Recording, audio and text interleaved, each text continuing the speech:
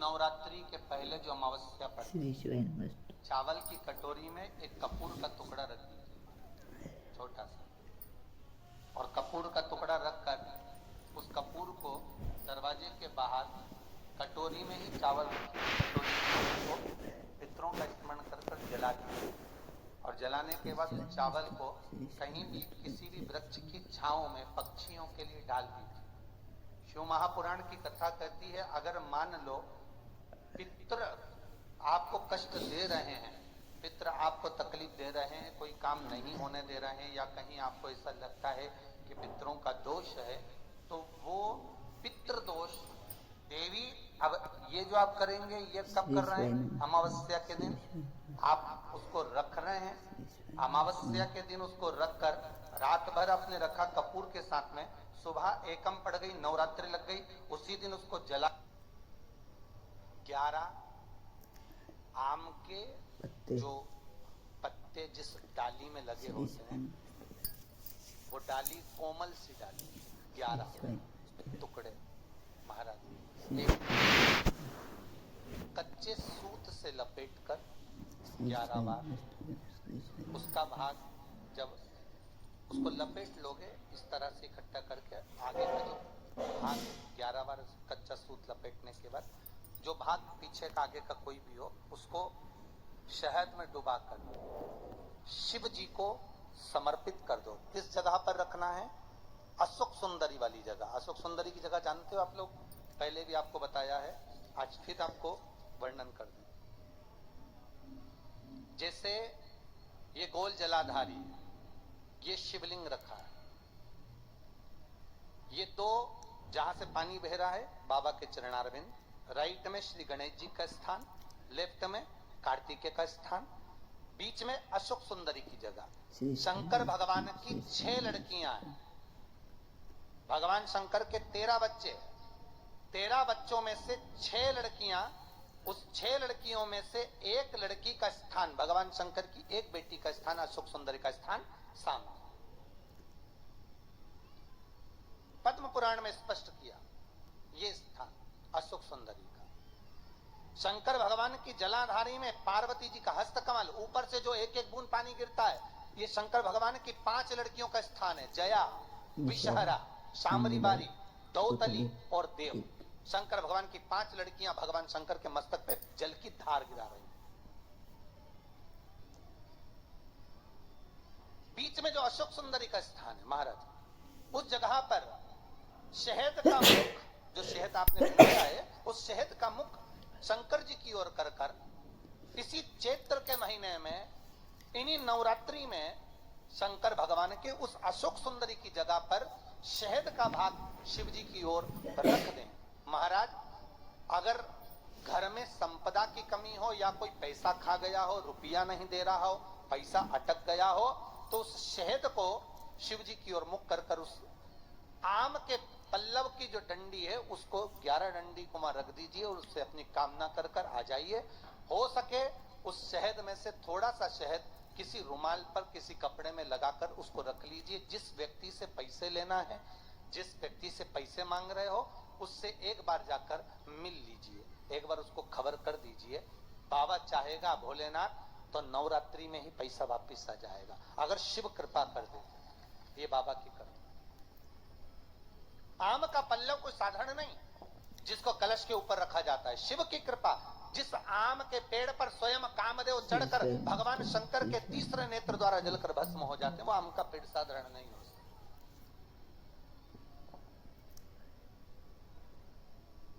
सहज नहीं। और वैसे भी शिव शिव है महाराज। आम का जो पत्ता होता है, आम का जो पल्लव होता है, उस आम के पत्ते पर हल्दी और सिंदूर, इन दोनों से स्वस्तिक का निर्माण किया जाए। देवी भागवत का संवाद है, बहुत ध्यान देना महाराज। जिन कन्याओं का विवाह ना हो पंचमी के दिन, नवरात्रे की कोई सी भी पंचमी, मतलब जो पंचमी तिथि पड़ेगी, कोई भी नवरात्रा हो, चाहे वो 4 नवरात्र में से, चाहे वो पौष का हो, अश्विन का हो, चैत्र का हो, आषाढ़ का हो, किसी भी नवरात्र में आप कर सकते हैं। पान तू के करे पत्ते था। पर एक ही पत्ते पर जो दो स्वस्तिक बनेंगे, एक हल्दी का बनेगा, एक सिंदूर का बनेगा। बस अंतर इतना है, जो हल्दी का स्वस्तिक है उस पर कंकु के चावल अर्थात रौली के चावल, रोली कुंकू के चावल रखना है, और जो सिंदूर का है उस पे हल्दी के चावल रखना है। इतना रखकर जिस लड़का लड़की का विवाह नहीं होता उसकी हथेली पर रखकर उसका नाम और गोत्र बोलकर महाराज उसको ले जाकर नीम के पेड़ के नीचे उसको रख दिया जाता है। मात्र 3.5 या 4 महीने ऐसे रहते हैं जिसके अंदर उस लड़का लड़की का विवाह पक्का हो जाता है। जिसका विवाह नहीं होता केवल उसी के लिए, जिसका मंगल विवाह ना हो रहा। आम के पल्लव में शिव का वर प्रदान, आम के पल्लव में शंकर का आशीर्वाद, आम के पल्लव में शिव का आशीर्वाद। फोटो पाठवा आकांक्षी ले तू फोटो स्थापना करते हैं तो क्या स्थापना में क्या रखते हैं? कलश रखते हैं। तो कलश किस लिए रखा जाता है? कलश का क्रम क्या है? अपन ने अभी तक कथाओं में बहुत सुना शिव महापुराण में कि दिए का महत्व क्या है, अपन ने सुना दही का महत्व क्या है, जल का महत्व क्या है। पूरी शिव महापुराण में अपने अलग अलग महत्व को जाना है, पर यह नवरात्रे में जो शिव महापुराण की कथा शुरू हो रही है, नवरात्रे में जो शिव महापुराण की कथा को हम श्रवण करने के लिए बैठे हैं, इसमें हमारा एक संशय और मिटना चाहिए कि भारत की भूमि पर जब माँ आद्य शक्ति की स्थापना होती है, माँ जगतजननी को जब विराजमान किया जाता है, चैत्र नवरात्रे में, शरदीय नवरात्रे में, आषाढ़ी नवरात्रे में, आदिकादिक पौष नवरात्रे में हम शंकर की, हम जगतजननी जगदम्बा की जब स्थापना करते हैं, या हम नूतन घर का प्रवेश करते हैं, या गणेश जी की स्थापना करते हैं, या कोई दुकान को प्रवेश करते हैं, या कोई शुभ कार्य करने के लिए अग्रण्य होते हैं, तो हम कलश की स्थापना क्यों करते? आखिर कलश में ऐसा क्या है? कलश के अंदर आखिर ऐसा क्या विराजमान है कि 33 कोटि देवता उस कलश के अंदर आकर बैठ जाते हैं? महाराज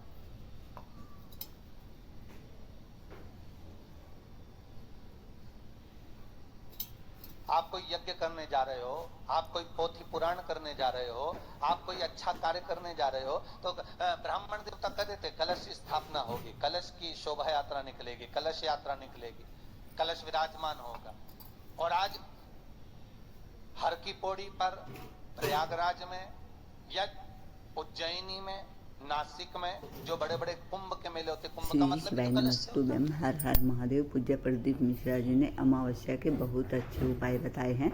पूज्य प्रदीप मिश्रा जी ने जो आम के पत्ते का उपाय बताया है वह बहुत ही अच्छा उपाय है। और पूज्य प्रदीप मिश्रा जी ने बताया है कि अमावस्या के दिन अगर हमारे घर में कोई पितर दोष है, या लगता है कि हमारे घर में कोई बाधा है, तो उसके लिए हमें एक कटोरी में चावल लेना है और उसमें एक कपूर का टुकड़ा रखना है, और उसे रखकर हमें अपने दरवाजे के पास रख देना है। पूज्य प्रदीप मिश्रा जी के पूरे उपाय देखने और सुनने के लिए प्लीज़ वीडियो को पूरा देखिए, लास्ट तक बने रहिए और लाइक कमेंट और शेयर जरूर करिएगा। श्री शिवाय नमस्तुभ्यम। उस कुंभ की, उस घड़े की महत्वता कहां से प्रकट है?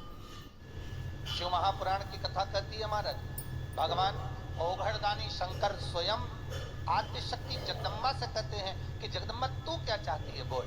तो जगतजननी जगदम्बा कहती है कि जहां मैं हूं वहां शंकर है, ये आपने कह दिया, पर जहां शंकर है वहां पार्वती का होना जरूरी है। उसके लिए सिद्ध करने के लिए एक स्थान ऐसा बनाया जाए जहां पर शंकर विराजमान है और शंकर के साथ पार्वती विराजमान है। तो शिव जी ने कहा पार्वती उसके लिए मैं तुझे एक सुंदर कलश का निर्माण कर देता हूं। कितना सुंदर लिखा है देवी भागवत के अंदर कि जहां कलश की स्थापना होती है उस जगह पर किसी देवताओं को बुलाने की जरूरत नहीं होती। 33 कोटि देवता उस जगह पर स्वतः विराजमान हो जाते स्वयं। 33 कोटि देवता स्वयं वहां विराजमान। और कितनी महत्वता कलश की महाराज। आप लोगों से भी निवेदन है, क्षेत्रीय प्रतिपदा है आज, जिनके घर में ज्यादा रोग हो, बीमारी हो, ज्यादा तकलीफें आ रही हो, कष्ट बढ़ रहा हो, बीमारियां बढ़ श्री रही शिवाय हो नमस्तुभ्यं, या श्री शिवाय। भय लग रहा हो, डर लग रहा हो, हृदय चित्त में कहीं ना कहीं आपको भय का भान हो रहा हो, तो एक लोटा पानी एक कलश में जल भर कर रख लीजिए और रात भर उसको रखे रहने दो। नवरात्र चल रहा है, उस कलश को रात भर रखकर सुबह सुबह उस कलश में एक बेलपत्र डालकर उस जल को नीम के पेड़ के नीचे, जहां चैत्री नवरात्रे में नीम के पेड़ के नीचे सारी विद्याएं, आदि शक्तियां, सारी देवी उस नीम के पेड़ के नीचे विराजमान रहती हैं। उस कलश में एक बेलपत्र डालकर रात भर रखकर उस जल को पूरे घर में घुमाकर उस नीम के पेड़ के नीचे समर्पित कर दीजिए महाराज। घर में भय लगना बंद हो जाएगा, कोई बड़ी बीमारी आपको घेरेगी नहीं और उस बीमारी से, उस रोग से आप मुक्त रहेंगे।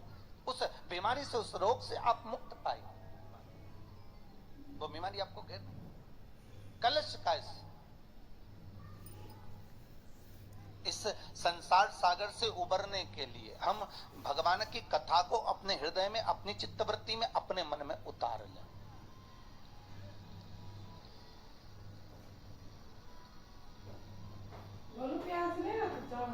कलिकाल में बहुत सारे साधन है सब भगवान को पाने के लिए।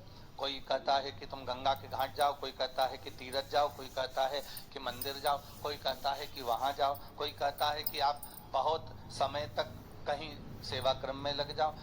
कली काल में बहुत सारे साधन बता दिए कि आप साधना भी कर सकते हो, आप तप भी कर सकते हो,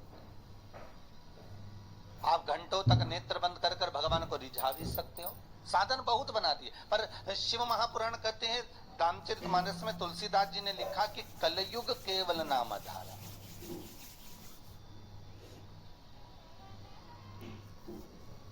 तुलसीदास जी लिखते हैं कि कलयुग में केवल एक नाम की आधारशिला रख लीजिए। आप दूसरी आधारशिला में अगर डूब रहे हो, आप दूसरे भाव में डूब रहे हो कि भगवान मिलेगा, तो तुलसीदास जी कहते हैं केवल एक ही आधार बहुत भारी है कि कलयुग केवल नाम आधारा और सुमर सुमर नर उतरहि पारा। कलिकाल में एक नाम की आधारशिला हो और वो नाम परमात्मा का हो। जगत का नाम नहीं चाहिए हमें, संसार के नाम से हम नहीं तरने वाले हो।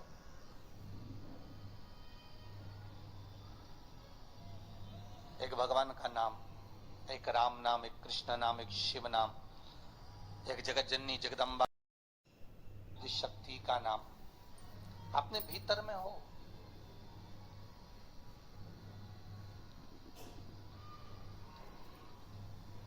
और फिर जब उस परमात्मा का नाम हम इस हृदय चित्त से लेंगे, उस परमात्मा के नाम में जब हम डूबेंगे, तो उसका आनंद भी तो बहुत ध्यान देना महाराज। कलश का जो मुख होता है, उस मुख पर भगवान विष्णु का स्थान होता है। किसका स्थान है? भगवान विष्णु का। थोड़ा सा नीचे आओगे, जहां से कलश का मुख दबा हुआ होता है, वह जगह भगवान स्वयं शिव की होती है। किसकी जगह है? भगवान शंकर की। कलश का अग्रभाग, नीचे का भाग जहां से फैला हुआ होता है, वहां ब्रह्मा का आधिपत्य स्थापित होता है। फिर कलश का जो नीचे का भाग होता है, वो भगवान शिव और शक्ति का स्थान होता है। कलश के बाहरी भाग में, जहां पर बाहर का हिस्सा होता है, उस कलश के बाहरी भाग में 33 कोटि देवताओं को भगवान शंकर ने लाकर विराजमान किया होता है। श्री शिवाय नमस्तुभ्यम। हर हर महादेव। आशा करती हूँ कि आपको वीडियो पसंद आया होगा, तो एक लाइक, एक कमेंट अवश्य करें। कमेंट बॉक्स में हर हर महादेव अवश्य लिखें। लेकिन उससे पहले मेरे चैनल को फॉलो ज़रूर करिएगा, क्योंकि नवरात्र आ रहे हैं और आपको नवरात्र के अच्छे अच्छे उपाय और बहुत ही बढ़िया कथा आपको मेरे चैनल पर सुनने को मिलेगी। श्री शिवाय नमस्तुभ्यम।